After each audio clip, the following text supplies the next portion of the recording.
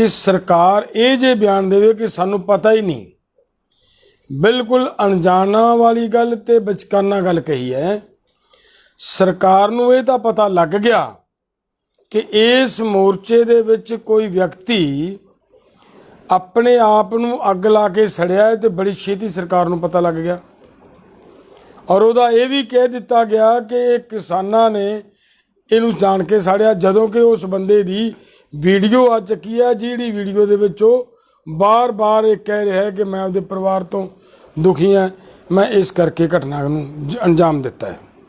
सो अजिहे हालातां दे विच जेकर ये वेख्या जाए तो साडे नरेंद्र तोमर जी एग्रीकल्चर मिनिस्टर बिल्कुल मूर्खाना बयान दे रहे हैं जी, बिल्कुल लापरवाही नाल बयान दे रहे हैं, जो मूँह जा रहा है वो बोल रहे हैं। इस गल का सारी दुनिया नू पता लग गया, अखबारां दे विच इन्हां दियां खबरां छप चुकियां। हर व्यक्ति जिहड़े जिहड़े जिहदी इत्थे डैथ हुई है उहदा पोस्टमार्टम सरकार ने कीता है, तो ये हजे कहिंदे है कि सानू पता नहीं लग्या। ये अपने आप दे विच एक बहुत बड़ा सवाल है इन्हां दी सरकार चलाउण दे ढंग ते, सरकार चलाउण दी नीयत ते, और इन्हां दे कारोबार दे उत्ते कि जिस तरीके दे नाल ये सरकार नू चला रहे ने, कि ये सरकार चलाउण दे काबल है। जे सचमुच ही इन्हां नू इत्थे लगभग 550 दे करीब किसान शहीद हो चुके हैं, तो ये कहण भी सानू पता ही नहीं, तो इहदा मतलब ये है कि बिल्कुल प्रधानमंत्री दे खेतीबाड़ी मंत्री दे नक दे थल्ले 550 किसानां दा शहीद हो जाना, तो इन्हां वल्लों ये कहा जाना कि सानू पता ही नहीं, तो इदू वड्डी बेशर्मी की गल कोई नहीं, तो इदू वड्डी सरकार की नाकामी वाली गल कोई नहीं। इन्हां नू अजिही सरकार दे विच रहना, मिनिस्टर रहना, ये रहने का कोई अधिकार ही नहीं। इस करके इन्हां नू इस्तीफे दे के सरकार भंग करनी चाहिए है, जिहो जिहियां इन्हां दियां गल्लां आ रहीआं बाहर। डल्लेवाल साहब, इस तो अगला एक उन्होंने होर अपना रिमार्क्स दिता है कि असीं तां किसानां नाल गलबात करन नूं तैयार हाँ,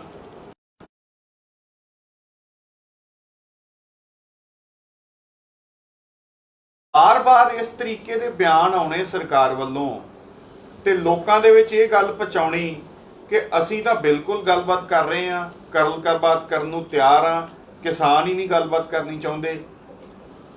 ये किस तरीके नाल साजिश रचन की कोशिश है, ये किस तरीके नाल किस पासे नूं लैके जाना चाहुंदे ने इस गलबात तो? देखो जी, हाँ, इन्हां वल्लों ये कहना कि असी गलबात लई तैयार हाँ, किसान गलबात नहीं करते, ये भी तुसी अपने आप इस चीज़ का सबूत है कि 26 जनवरी तो बाद अज तक इन्होंने गलबात नहीं की, गलबात का कोई सद्दा नहीं। ये कहिंदे रहे कि सानू तुसी प्रपोजल भेजो, असी गलबात करने लई तैयार हैं।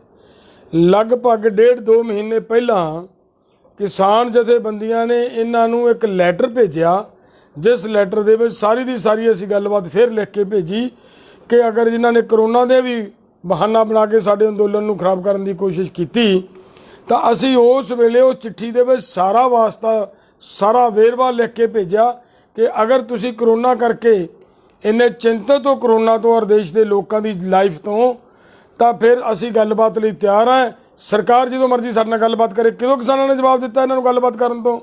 दूसरी गल जिहड़ी वो कहिंदे ने कि सानू क्लॉज वाइज क्लॉज दस्सण किहड़ी कित्थे गलती है, किहड़े क्लॉज दे विच गलती है।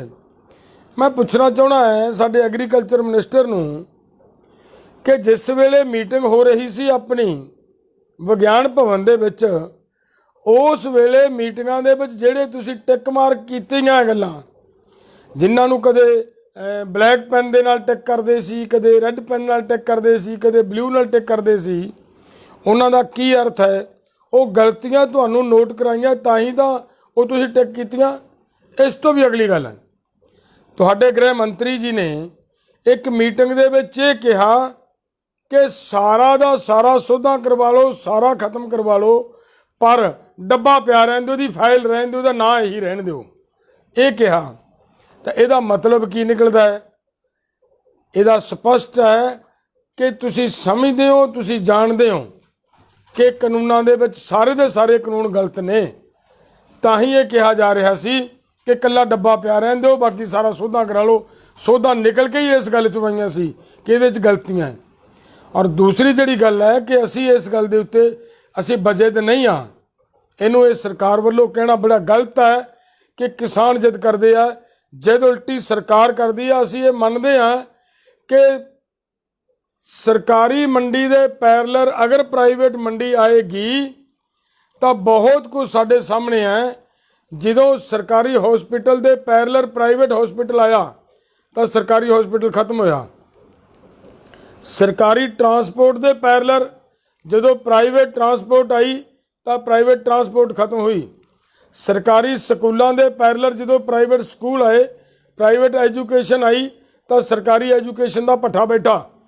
ਜਦੋਂ ਸਰਕਾਰੀ ਸਾਡਾ ਟੈਲੀਫੋਨ ਸਿਸਟਮ ਦੇ ਬਰਾਬਰ ਪ੍ਰਾਈਵੇਟ ਕੰਪਨੀਆਂ ਨੇ ਆ ਕੇ ਬਾਜ਼ਾਰ ਖੋਲ੍ਹਤਾ ਤਾਂ ਸਾਡਾ ਸਰਕਾਰੀ ਜਿਹੜਾ ਸਿਸਟਮ ਸੀ ਸਾਰਾ ਟੈਲੀਫੋਨ ਦਾ, ਉਹ ਸਾਰੇ ਦਾ ਸਾਰਾ ਸਾਡੀਆਂ ਅੱਖਾਂ ਦੇ ਸਾਹਮਣੇ ਬਰਬਾਦ ਹੋਇਆ ਹੈ, ਤਬਾਹ ਕਰਕੇ ਰੱਖਤਾ। ਤਾਂ ਇਹ ਗੱਲ ਸਿੱਧ ਕਰਦੀ ਹੈ ਕਿ ਜਦੋਂ ਪ੍ਰਾਈਵੇਟ ਮੰਡੀ ਸਰਕਾਰੀ ਮੰਡੀ ਦੇ ਬਰਾਬਰ ਆਏਗੀ, ਇੱਕ ਵਾਰੀ ਜ਼ਰੂਰ ਉਹ ਲੋਕਾਂ ਨੂੰ, ਕਿਸਾਨਾਂ ਨੂੰ ਲੁਭਾਵੇਂ ਭਾਅ ਦੇਣਗੇ, ਲੇਕਿਨ ਉਹਨਾਂ ਦੇ ਮਗਰਲੇ ਪਾਸੇ ਜਿਹੜੀ ਉਹਨਾਂ ਦੀ ਭਾਵਨਾ ਹੈ ਉਹ ਸਾਡੀ ਸਰਕਾਰੀ ਮੰਡੀ ਨੂੰ ਬਰਬਾਦ ਕਰਕੇ ਦੇਸ਼ ਨੂੰ ਬਰਬਾਦ ਕਰਨ ਦੀ ਇੱਕ ਨੀਅਤ ਹੈ। ਔਰ ਇੱਥੋਂ ਦੇ ਲੋਕਾਂ ਨੂੰ ਜਿਹੜਾ ਮਿਨੀਮਮ ਸਪੋਰਟ ਪ੍ਰਾਈਸ ਮਿਲਦਾ ਹੈ ਉਹਨੂੰ ਉਹਦੇ ਤੋਂ ਸਾਡੀ FCI ਨੂੰ ਬਾਹਰ ਕੱਢਣ ਦੀ ਇੱਕ ਕੁਝ ਹੀ ਸਾਜ਼ਿਸ਼ ਚਾਲ ਹੈ, ਜਿਹਦੇ ਕਰਕੇ ਅਸੀਂ ਇਹ ਲੜਾਈ ਲੜ ਰਹੇ ਹਾਂ ਕਿ ਕਿਸੇ ਕੀਮਤ ਦੇ ਉੱਤੇ ਸਰਕਾਰੀ ਮੰਡੀ ਅਸੀਂ ਖਤਮ ਨਹੀਂ ਹੋਣ ਦੇਣੀ ਔਰ ਸਰਕਾਰੀ ਮੰਡੀ ਦੇ ਵਿੱਚ ਜਿਹੜਾ ਸਾਡੀ ਫਸਲ ਦੀ ਖਰੀਦ ਦੀ ਪਾਲਿਸੀ ਉਹ ਰਵੇ। ਸੋ ਅਸੀਂ ਕਿਸਾਨ ਜਿੱਦ ਨਹੀਂ ਕਰਦੇ। ਅਸੀਂ ਬਹੁਤ ਕੁਝ ਦੱਸ ਚੁੱਕੇ ਹਾਂ ਕਿ ਇਹਨਾਂ ਕਾਨੂੰਨਾਂ ਦੇ ਵਿੱਚ ਕੀ ਕਾਲਾ ਹੈ, ਇਹਨਾਂ ਕਾਨੂੰਨਾਂ ਦੇ ਵਿੱਚ ਕੀ ਕਮੀਆਂ ਹੈ। ਸਭ ਤੋਂ ਵੱਡੀ ਗਲਤ ਹੈ ਕਿ ਕਾਨੂੰਨ ਸਾਰੇ ਕਾਨੂੰਨ ਹੀ ਗਲਤ ਹੈ। ਕਾਨੂੰਨ ਬਣੇ ਹੀ ਸਾਡੇ ਸੰਵਿਧਾਨ ਦੀ ਉਲੰਘਣਾ ਕਰਕੇ ਹੈ, ਇਸ ਕਰਕੇ ਕਾਨੂੰਨ ਗਲਤ ਨੇ, ਕਾਨੂੰਨ ਰਹਿਣੇ ਨਹੀਂ ਚਾਹੀਦੇ। ਨਾਲ ਜਿਹੜੀ ਅਗਲੀ ਗੱਲ ਤੁਸੀਂ ਕਰਦੇ ਹੋ, ਕਾਨੂੰਨ ਬਣਾਉਣ ਵਾਸਤੇ ਤੁਹਾਡੀ ਨੀਅਤ ਕਾਲੀ ਹੈ, ਕਾਨੂੰਨ ਬਣਾਉਣ ਦੇ ਮਗਰ ਨੀਤੀ ਕਾਲੀ ਹੈ, ਇਸ ਕਰਕੇ ਦਾ ਵਿਰੋਧ ਕਰਦੇ ਹਾਂ। ਤੁਸੀਂ ਕਾਨੂੰਨ ਦੇ ਵਿੱਚ ਇਹ ਗੱਲ ਕਹਿਤੀ ਕਿ ਜਿਹੜੇ ਕਿਸਾਨ ਨੂੰ ਦਾ ਰੌਲਾ ਪਏਗਾ ਕੰਟਰੈਕਟਰ ਦੇ ਨਾਲ, ਉਹਨੂੰ ਅਸੀਂ ਜੇਕਰ ਕਿਸਾਨ ਦੇ ਪੱਖ 'ਚ ਕੇਸ ਜਾਏਗਾ ਤਾਂ ਕਿਸਾਨ ਨੂੰ ਡੂਢਾ ਦੇਵਾਂਗੇ। ਤੇ ਮੈਂ ਪੁੱਛਣਾ ਚਾਹੁੰਦਾ ਹੈ, ਫੈਸਲਾ ਕਿਹਨੇ ਕਰਨਾ ਹੈ? SDM ਨੇ ਜਾਂ DC ਨੇ? ਇਸ ਤੋਂ ਉੱਪਰ ਕਿਸੇ ਨੇ ਫੈਸਲਾ ਨਹੀਂ ਕਰਨਾ। ਅੱਗੇ ਜਾ ਕੇ ਪ੍ਰਤੀਬੰਧ ਲਾਤਾ, ਰੋਕ ਲਾਤੀ ਕਿ ਕਿਸਾਨ ਕੋਰਟ ਨਹੀਂ ਜਾ ਸਕਦਾ। ਤੇ ਮੈਂ ਪੁੱਛਣਾ ਚਾਹੁੰਦਾ ਨਰਿੰਦਰ ਤੋਮਰ ਜੀ ਨੂੰ ਕਿ ਦੇਖਿਓ ਹੁਣ ਕਾਲਾ ਕੀ ਹੈ ਇਹਦੇ 'ਚ। SDM ਨੂੰ ਰਾਈਟ ਦਿੱਤੇ ਆ, DC ਨੂੰ ਰਾਈਟ ਦਿੱਤੇ ਆ ਸਾਡੇ ਫੈਸਲਾ ਕਰਨ ਦੇ। ਸਾਡੀ ਮਾਨਯੋਗ ਹਾਈ ਕੋਰਟ ਨੇ ਜਿਹੜਾ ਕਿਸਾਨਾਂ ਦਾ ਗੰਨਾ ਖਰੀਦਿਆ, ਮਿੱਲਾਂ ਨੇ ਗੰਨਾ ਖਰੀਦਿਆ, 3-3 ਸਾਲ ਹੋ ਗਏ ਕਿਸਾਨਾਂ ਨੂੰ ਪੈਸੇ ਨਹੀਂ ਦਿੱਤੇ ਔਰ ਮਾਨਯੋਗ ਹਾਈ ਕੋਰਟ ਦਾ ਫੈਸਲਾ ਕਿਸਾਨਾਂ ਦੇ ਹੱਕ 'ਚ ਆਇਆ ਪਿਆ। ਅੱਜ ਤੱਕ ਤੇਰੇ DC ਨੇ, ਕਿਸੇ SDM ਨੇ ਕਿ ਉਹ ਫੈਸਲੇ ਨੂੰ ਲਾਗੂ ਨਹੀਂ ਕਰਵਾਇਆ, ਕਿਸਾਨਾਂ ਨੂੰ 1 ਪੈਸੇ ਨਹੀਂ ਦਵਾਏ ਔਰ ਉਹ ਕਿਸਾਨ ਵਿਚਾਰੇ ਰੁਲ ਰਹੇ ਨੇ। ਔਰ ਇਹ ਜੇਕਰ ਕੋਰਟਾਂ ਦੇ ਫੈਸਲੇ SDM ਨਹੀਂ ਲਾਗੂ ਕਰਦੇ ਤਾਂ SDM ਤੋਂ ਕੀ ਉਮੀਦ ਕੀਤੀ ਜਾ ਸਕਦੀ ਹੈ ਕਿ ਉਹ ਕਿਸਾਨਾਂ ਦੇ ਹੱਕ 'ਚ ਜਾਏਗਾ? ਇਹ ਜਿਹੜੀ ਲਾਈਨ ਪਾਈ ਸੀ ਤੁਸੀਂ ਕੇਵਲ ਲੋਕਾਂ ਨੂੰ ਮੂਰਖ ਬਣਾਉਣ ਲਈ, ਤਾਂ ਕਿ ਲੋਕਾਂ ਨੂੰ ਬਾਹਰੋਂ ਵੇਖਣ ਨੂੰ ਐ ਲੱਗੇ ਕਿ ਵੇਖੋ ਜੀ ਕਾਨੂੰਨ 'ਚ ਤਾਂ ਲਿਖਿਆ ਪਿਆ ਕਿ ਜੇਕਰ ਕਿਸਾਨ ਦੇ ਪੈਸੇ ਵਪਾਰੀ ਵੱਲੋਂ ਨਿਕਲਣਗੇ ਤਾਂ ਉਹਨੂੰ ਡੂਢੇ ਦੇਣੇ ਪੈਣਗੇ। ਪਰ ਅੱਗੇ ਜਾ ਕੇ ਉਹ ਫੈਸਲਾ ਕਰਨ ਦੇ ਅਧਿਕਾਰ ਕਿਹਨੂੰ ਦਿੱਤੇ ਆ? ਉਹ SDM ਨੂੰ ਦਿੱਤੇ ਆ, DC ਨੂੰ ਦਿੱਤੇ ਆ। ਕੋਰਟ ਜਾਣ ਦਾ ਕਿਸਾਨ ਦਾ ਰਸਤਾ ਬੰਦ ਕਰਤਾ। ਸੋ ਇਹ ਸਾਰੀ ਤੁਹਾਡੀ ਜਿਹੜੀ ਮਨਸ਼ਾ ਹੈ ਕਾਨੂੰਨ ਬਣਾਉਣ ਦੀ, ਇਹ ਮਨਸ਼ਾ ਕਾਲੀ ਸੀ, ਜਿਹਦੇ ਕਰਕੇ ਸਾਡੇ ਕਿਸਾਨ ਇਹਦਾ ਵਿਰੋਧ ਕਰਦੇ ਆ। ਔਰ ਸਾਡਾ ਕੋਈ ਇੱਥੇ ਕੋਈ ਇਹ ਮਨਸ਼ਾ ਨਹੀਂ ਸਾਡੀ ਕਿ ਅਸੀਂ ਇੱਥੇ ਬੈਠੇ ਰਹੀਏ। ਸਾਰਾ ਸਿਆਲ ਇੱਥੇ ਕੱਟਿਆ, ਅੱਜ ਗਰਮੀਆਂ 'ਚ ਇੱਥੇ ਬੈਠੇ ਆ, ਬਾਰਿਸ਼ਾਂ ਹੋ ਰਹੀਆਂ, ਰੋਜ਼ ਸਾਡੇ ਤੂਫਾਨ ਆ ਕੇ ਸਾਡੇ ਇੱਥੋਂ ਮਤਲਬ ਸਾਡੀਆਂ ਝੋਪੜੀਆਂ ਉਖੜਦੀਆਂ ਰਹੀਆਂ, ਲੇਕਿਨ ਅਸੀਂ ਫਿਰ ਵੀ ਇੱਥੇ ਇਹਨਾਂ ਹਾਲਾਤਾਂ ਦੇ ਵਿੱਚ ਬੈਠੇ ਆ। ਸਾਡੀਆਂ ਮਜਬੂਰੀਆਂ ਨੇ, ਕੋਈ ਸਾਨੂੰ ਚਾਅ ਨਹੀਂ। ਇਸ ਕਰਕੇ ਇਹ ਜਿਹੜਾ ਤੁਹਾਡਾ ਇਹੀ ਬਿਆਨਬਾਜ਼ੀ ਹੈ ਇਹ ਬਿਲਕੁਲ ਮੈਂ ਕਹੂੰਗਾ ਨਿੰਦਣਯੋਗ ਹੈ ਔਰ ਘਟੀਆ ਹੈ ਔਰ ਇਹਨਾਂ ਦੀ ਤਾਨਾਸ਼ਾਹ ਦਿਸਦੀ ਹੈ ਇਸ ਗੱਲ ਦੇ ਵਿੱਚ। ਤੇ ਨਾਲ ਇਹ ਸਰਕਾਰ ਦਾ ਇੱਕ ਸੁਭਾਅ ਹੈ, ਇਹਨਾਂ ਦੀ ਆਦਤ ਹੈ ਕਿ ਹਰ ਗੱਲ ਨੂੰ ਬਾਰ-ਬਾਰ ਇੱਕ ਝੂਠ ਨੂੰ 10 ਵਾਰੀ ਬੋਲਦੇ ਆ ਤੇ 10 ਵਾਰੀ ਬੋਲ ਕੇ 100 ਵਾਰੀ ਬੋਲ ਕੇ ਉਹ ਝੂਠ ਨੂੰ ਸੱਚ ਬਣਾ ਕੇ ਪੇਸ਼ ਕਰਨ ਦੀ ਕੋਸ਼ਿਸ਼ ਕਰਦੇ ਆ। ਉਹੀ ਇਹਨਾਂ ਦੀ ਕੋਸ਼ਿਸ਼ ਹੈ, ਇਸ ਤੋਂ ਬਾਅਦ ਹੋਰ ਕੋਈ ਗੱਲ ਨਹੀਂ।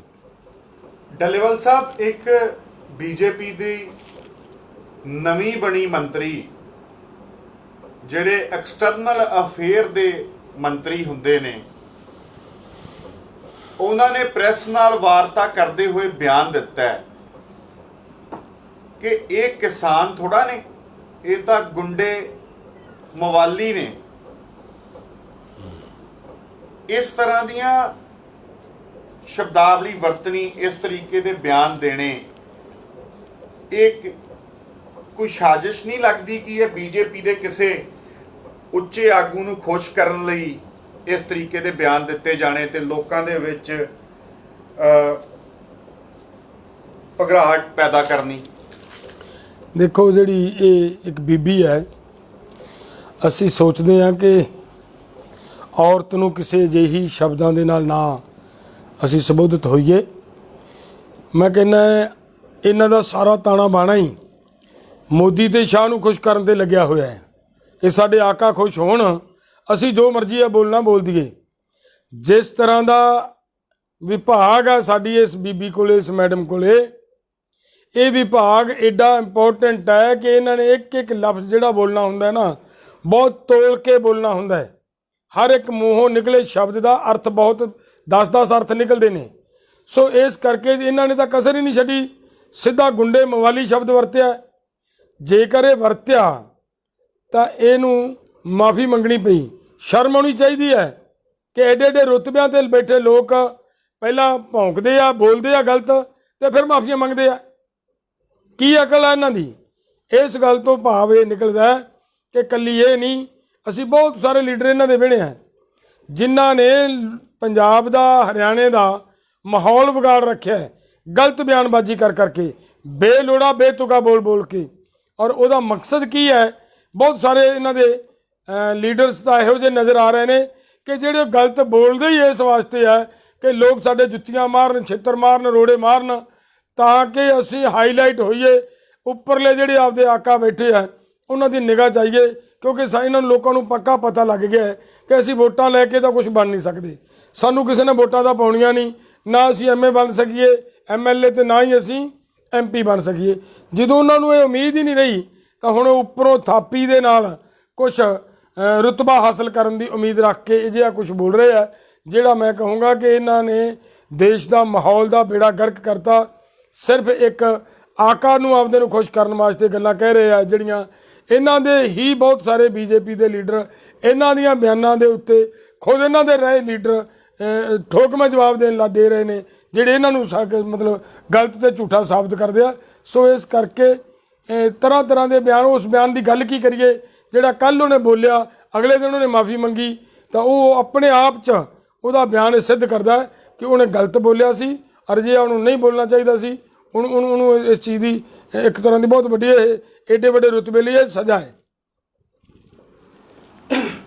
ਡੱਲੇਵਾਲ ਸਾਹਿਬ, ਲਾਸਟ ਤੇ 올림픽 ਸ਼ੁਰੂ ਹੋਈਆਂ ਨੇ, ਸਾਡੇ ਦੇਸ਼ ਦੇ ਬਹੁਤ ਸਾਰੇ ਖਿਡਾਰੀ 올림픽ੀਅਨਸ ਉੱਥੇ ਗਏ ਨੇ, ਉਹਨਾਂ ਬਾਰੇ ਕੁਝ ਦੋ ਸ਼ਬਦ ਤੁਸੀਂ ਕਹਿਣਾ ਚਾਹੋ? ਦੇਖੋ, ਬੜੀ ਖੁਸ਼ੀ ਦੀ ਗੱਲ ਹੈ ਕਿ ਸਾਡੇ ਦੇਸ਼ ਦੇ ਨੌਜਵਾਨ ਬਾਹਰ ਖੇਡਣ ਗਏ ਹੈ।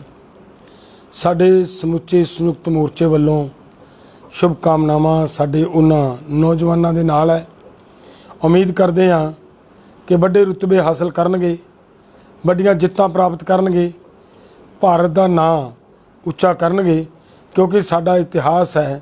ਬਹੁਤ ਸਾਡੇ ਕੋਲ ਖਿਡਾਰੀ ਐਸੇ ਹੋਏ ਨੇ ਜਿਨ੍ਹਾਂ ਦਾ ਗੇਮ ਖੇਡਣ ਦਾ ਇੱਕ ਦੇਸ਼ ਦੇ ਵਿੱਚ ਨਹੀਂ, ਇੱਕ ਵਰਲਡ ਦੇ ਵਿੱਚ ਨਾਂ ਰਿਹਾ। ਜਿਵੇਂ ਮਿਲਖਾ ਸਿੰਘ ਰਹੇ, ਉਹ ਦੌੜਦੇ ਸੀ, ਬਹੁਤ ਵਰਲਡ ਦੇ 1 ਨੰਬਰ ਦੇ ਦੌੜਾਕ ਰਹੇ। ਉਸ ਤੋਂ ਬਾਅਦ ਜਿਹੜੇ ਸਾਡੇ ਪ੍ਰਗਟ ਜੀ ਸੀਗੇ, ਉਹ ਹਾਕੀ ਦੇ ਖਿਡਾਰੀ ਸੀ, ਅਤੇ ਉਹਨਾਂ ਦੀ ਤੇ ਬਹੁਤ ਵਾਰੀ ਅਜਿਹਾ ਕੁਛ ਹੁੰਦਾ ਵੇਖਿਆ ਹੈ ਕਿ ਉਹਨਾਂ ਦੀ ਜਿਹੜੀ ਹਾਕੀ ਹੁੰਦੀ ਸੀ, ਸਟਿੱਕ ਹੁੰਦੀ ਸੀ, ਉਹ ਬਦਲਦੀ ਸੀਗੀ ਉੱਥੋਂ ਦੀ ਪ੍ਰਬੰਧਕੀ ਟੀਮ, ਵੀ ਸ਼ਾਇਦ ਇਹਦੀ ਹਾਕੀ 'ਚ ਹੀ ਕੋਈ ਗੱਲ ਹੈ ਜਿਹਦੇ ਕਰਕੇ ਇਹ ਮਤਲਬ ਗੇਂਦ ਨੂੰ ਇੰਨਾ ਵਧੀਆ ਢੰਗ ਦੇ ਨਾਲ ਇਹ ਖੇਡਦਾ ਹੈ। ਸੋ ਇਹ ਸਾਡੇ ਖਿਡਾਰੀਆਂ ਦਾ ਗੁਣ ਸੀ, ਔਰ ਉਮੀਦ ਕਰਦੇ ਹਾਂ ਸਾਡੇ ਹੋਣ ਵਾਲੇ ਵੀ ਖਿਡਾਰੀ ਹੈ ਜਿਹੜੇ ਬਹੁਤ ਵਧੀਆ ਪ੍ਰਦਰਸ਼ਨ ਕਰਨਗੇ। ਔਰ ਸਾਡੇ ਪੂਰੇ ਦੇ ਪੂਰੇ ਮੋਰਚੇ ਦੀਆਂ ਸ਼ੁਭਕਾਮਨਾਵਾਂ ਹੈ ਸਾਡੇ ਇਹਨਾਂ ਨੌਜਵਾਨਾਂ ਦੇ ਨਾਲ। ਵਾਹਿਗੁਰੂ ਮਿਹਰ ਕਰੇ। ਚੜ੍ਹਦੀ ਕਲਾ 'ਚ ਰਹਿਣ, ਪਰਮਾਤਮਾ ਇਹਨਾਂ ਨੂੰ ਕਾਮਯਾਬੀ ਬਖਸ਼ੇ।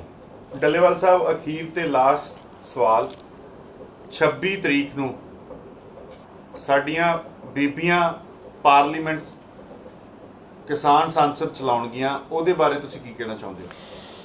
ਦੇਖੋ, ਜਿਹੜੇ ਉੱਥੇ ਬੋਲ ਰਹੇ ਨੇ, ਜੇ ਉਹਨਾਂ ਨੂੰ ਨਹੀਂ ਇਹ ਭੁਲੇਖਾ ਰਿਹਾ ਇਦੋਂ ਪਹਿਲਾਂ, ਇਹ ਸਾਡਾ ਪੈਰਲਰ ਜਿਹੜੀ ਸੰਸਦ ਚਲਾ ਰਹੇ ਨਾ ਜੀ, ਉਹਦਾ ਮੇਨ ਮਕਸਦ ਹੀ ਇਹ ਹੈ ਕਿ ਜਿਹੜਾ ਅੱਜ ਤੱਕ ਝੂਠ ਤੇ ਝੂਠ ਬੋਲਦੇ ਜਾ ਰਹੇ ਹੈ, ਅੱਜ ਅਸੀਂ ਖੁੱਲ੍ਹੇ ਬਾਜ਼ਾਰ ਦੇ ਵਿੱਚ ਲੋਕਾਂ ਦੇ ਸਾਹਮਣੇ ਉੱਥੇ ਮੈਦਾਨ ਦੇ ਵਿੱਚ ਬੈਠ ਕੇ ਦੱਸਾਂਗੇ ਕਿ ਇਹਨਾਂ ਕਾਨੂੰਨਾਂ ਦੇ ਵਿੱਚ ਕਮੀਆਂ ਕੀ ਹੈ। ਸਾਡੀਆਂ ਬੀਬੀਆਂ ਨੇ ਜਾਣਾ 26 ਤਰੀਕ ਨੂੰ, ਉਸ ਦਿਨ ਉਹਨਾਂ ਦੇ ਖਾਤੇ ਦੇ ਵਿੱਚ ਜ਼ਰੂਰੀ ਵਸਤਾਂ ਦਾ ਐਕਟ ਆਇਆ ਹੈ, ਉਹਦੇ 'ਤੇ ਉਹਨਾਂ ਨੇ ਬਹਿਸ ਕਰਨੀ ਹੈ। ਐਸੈਂਸ਼ੀਅਲ ਕਮੋਡਿਟੀ ਐਕਟ, ਉਹਦੀਆਂ ਜਿਹੜੀਆਂ ਇਹਨਾਂ ਨੇ ਅਮੈਂਡਮੈਂਟਸ ਕੀਤੀਆਂ ਹੈ, ਉਹਦੇ 'ਤੇ ਗੱਲਬਾਤ ਕਰਨਗੀਆਂ, ਦੱਸਣਗੀਆਂ ਕਿ ਕਿਸ ਤਰੀਕੇ ਦੇ ਨਾਲ ਸਾਡੇ ਮੋਦੀ ਜੀ ਨੇ ਸਾਡੇ ਲੋਕਾਂ ਨੂੰ ਲੁੱਟਣ ਦਾ ਯਤਨ ਕੀਤਾ ਹੈ, ਜਿਹਦੀ ਜਿਵੇਂ ਕਿ ਇੱਕ ਮਿਸਾਲ ਹੁਣੇ ਸਾਰਿਆਂ ਦੇ ਸਾਹਮਣੇ ਆ ਚੁੱਕੀ ਹੈ ਕਿ ਭਾਵੇਂ ਇੱਕ ਪਾਸੇ ਤੱਕ ਇਹਨਾਂ ਕਾਨੂੰਨਾਂ ਨੂੰ ਹੋਲਡ 'ਤੇ ਕਰਨ ਦੀਆਂ ਗੱਲਾਂ ਕਰਦੇ ਆ, ਅਤੇ ਦੂਸਰੇ ਪਾਸੇ ਸਰੋਂ ਦੇ ਤੇਲ ਦਾ ਜਿਹੜਾ ਇਹਨਾਂ ਨੇ ਸਰੋਂ ਨੂੰ ਸਟਾਕ ਕਰਕੇ ਜਿਸ ਢੰਗ ਦੇ ਨਾਲ ਲੋਕਾਂ ਨੂੰ ਲੁੱਟਿਆ ਹੈ, ਇੰਨਾ ਰੇਟ ਕਦੇ ਅੱਜ ਤੱਕ ਸਰੋਂ ਦੇ ਤੇਲ ਦਾ ਨਹੀਂ ਹੋਇਆ ਜਿਹੜਾ ਅੱਜ ਇਹਨਾਂ ਦੀ ਕਿਰਪਾ ਦੇ ਨਾਲ ਹੋ ਗਿਆ ਹੈ। ਸੋ ਇਹ ਦੱਸਣਗੀਆਂ ਸਾਡੀਆਂ ਧੀਆਂ, ਸਾਡੀਆਂ ਭੈਣਾਂ, ਸਾਡੀਆਂ ਮਾਤਾਵਾਂ ਉੱਥੇ ਜਾ ਕੇ ਕਿ ਐਸੈਂਸ਼ੀਅਲ ਕਮੋਡਿਟੀ ਐਕਟ ਦੇ ਵਿੱਚ ਜਿਹੜਾ ਤੁਸੀਂ ਸੋਧਾਂ ਕੀਤੀਆਂ, ਉਹ ਕਿਵੇਂ ਦੇਸ਼ ਲਈ, ਕਿਵੇਂ ਆਮ ਲੋਕਾਂ ਲਈ, ਜਿਹੜੇ ਬੇਜ਼ਮੀਨੇ ਲੋਕ ਨੇ ਉਹ ਕਿੱਥੋਂ ਰੋਟੀ ਖਾਣਗੇ, ਕਿਵੇਂ ਉਹਨਾਂ ਦੀ ਜੇਬ ਨੂੰ ਇਹਨਾਂ ਨੇ ਖੋਰਾ ਲਾਉਣਾ ਹੈ, ਕਿਵੇਂ ਉਹਨਾਂ ਨੂੰ ਲੁੱਟਣਾ ਹੈ, ਉਹ ਸਾਰੀ ਕਹਾਣੀ ਉਸ ਦਿਨ ਦੱਸਣਗੀਆਂ। ਜੇਕਰ ਮੈਂ ਫਿਰ ਬੇਨਤੀ ਕਰਦਾ, ਤੋਮਰ ਸਾਹਿਬ, ਜੇਕਰ ਤੈਨੂੰ ਨਹੀਂ ਸੁਣਦਾ, ਨਹੀਂ ਇਦੋਂ ਪਹਿਲਾਂ ਸੁਣਿਆ, ਤਾਂ ਘੱਟੋ ਘੱਟ ਜਿਹੜੀ ਸਾਡੀ ਬਾਹਰ ਸੰਸਦ ਲੱਗਦੀ ਹੈ ਉਹਦੇ 'ਚ ਆ ਕੇ ਘੰਟਾ ਬੈਠ ਜਾ ਕਰੋ, 2 ਘੰਟੇ। ਤੁਹਾਨੂੰ ਸਾਡੇ ਉੱਥੇ ਸਧਾਰਨ ਕਿਸਾਨ ਦੱਸ ਦੇਣਗੇ ਕਿ ਤੇਰੇ ਕਾਨੂੰਨਾਂ 'ਚ ਕਮੀਆਂ ਕੀ ਹੈ। ਨਹੀਂ ਪਤਾ ਲੱਗਿਆ, ਅੱਜ ਜਿਹੜਾ 26 ਤਰੀਕ ਨੂੰ ਜ਼ਰੂਰ ਸੁਣ ਲਈ, ਸਾਡੀਆਂ ਬੇਟੀਆਂ ਭੈਣਾਂ ਸਾਡੀਆਂ ਦੱਸਣਗੀਆਂ ਤਾਂ ਕਿ ਤੈਨੂੰ ਚਾਨਣ ਹੋ ਜੇ ਕਿ ਕਾਨੂੰਨਾਂ ਦੇ ਵਿੱਚ ਕਮੀਆਂ ਕੀ ਹੈ। ਉਹ ਦਿਨ ਹੀ ਸਾਡੀਆਂ ਬੇਟੀਆਂ ਵਾਸਤੇ ਰੱਖਿਆ, ਔਰ ਉਹ ਖੁੱਲ੍ਹ ਕੇ ਇਹ 'ਤੇ ਚਰਚਾ ਕਰਨਗੀਆਂ, ਦੱਸਣਗੀਆਂ ਕਿ ਐਸੈਂਸ਼ੀਅਲ ਕਮੋਡਿਟੀ ਐਕਟ ਦੇ ਵਿੱਚ ਕੀ ਕਮੀਆਂ, ਕਿਉਂ ਮੰਗ ਕਰਦੇ ਹਾਂ ਅਸੀਂ, ਇਹ ਰੱਦ ਹੋਣਾ ਚਾਹੀਦਾ ਹੈ, ਸਾਰਾ ਸਾਹਮਣੇ ਆਊਗਾ ਉਸ ਦਿਨ। ਬਹੁਤ ਬਹੁਤ ਧੰਨਵਾਦ ਡੱਲੇਵਾਲ ਸਾਹਿਬ। ਸਤਿ ਸ਼੍ਰੀ ਅਕਾਲ ਜੀ, ਬਹੁਤ ਬਹੁਤ